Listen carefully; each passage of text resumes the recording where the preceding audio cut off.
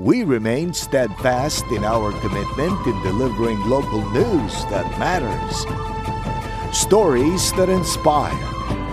Enriching the lives of Filipinos in the Philippines and across the globe. This is your GMA Regional TV. Buong puso para sa Pilipino. Narito na ang pinakamalalaking balita ngayong Biyernes. Tubong Balayang, Batangas na 12 anyos na batang lalaki na nagpositibo sa Mpox, nakaka-recover na ayon sa LGU. Bakuna kontra ASF sinimula na ng Department of Agriculture sa Lobo, Batangas ngayong araw. Babaeng nagpapagaling sa paggamutan, patay sa pamamaril. Industriya ng pag-aasin sa Batangas, pinalalakas ng BIFAR. Pagbibigay suporta sa mga salt producer, tuloy-tuloy.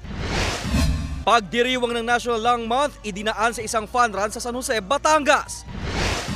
At bentahan ng mga parol, nagsimula na sa Lipa City 2 araw bago ang simula ng Burr Month.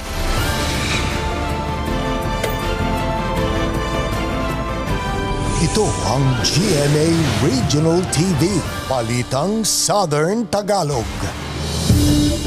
Magandang hapon mga kapuso, narito na ang Balitang Southern Tagalog. Hatid namin ang mga pinakamalaki at pinakahuling balita sa Timog Katagalugan. Live mula rito sa GMA Batangas Station, ako po si Ace Medrano.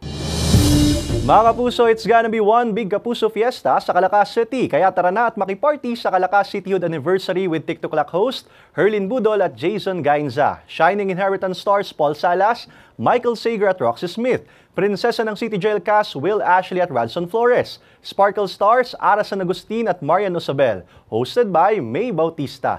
Sa September 3 na yan, araw ng Martes, alas 6 ng gabi sa Calacaas City Gymnasium. Pero bago yan, abangan si All Out Sundays Kapuso singer John Rex, alas 7 ng umaga sa Calacaas City Gymnasium sa Calacaas City, Batangas.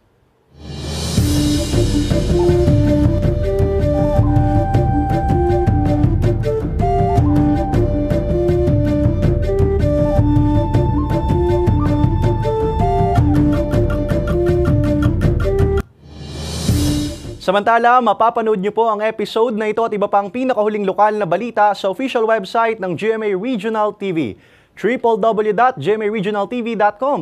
Pwede rin kayo bumisita sa aming official YouTube channel, GMA Regional TV, i-click ang subscribe button para sa pinakamainit na balita mula sa rehiyon. Dahil sa GMA Regional TV, local news matters.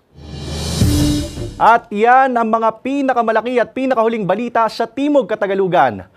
Maraming salamat sa pagsama sa amin pati na mga kapuso sa ibang bansa na tumutok sa mga balita sa rehiyon.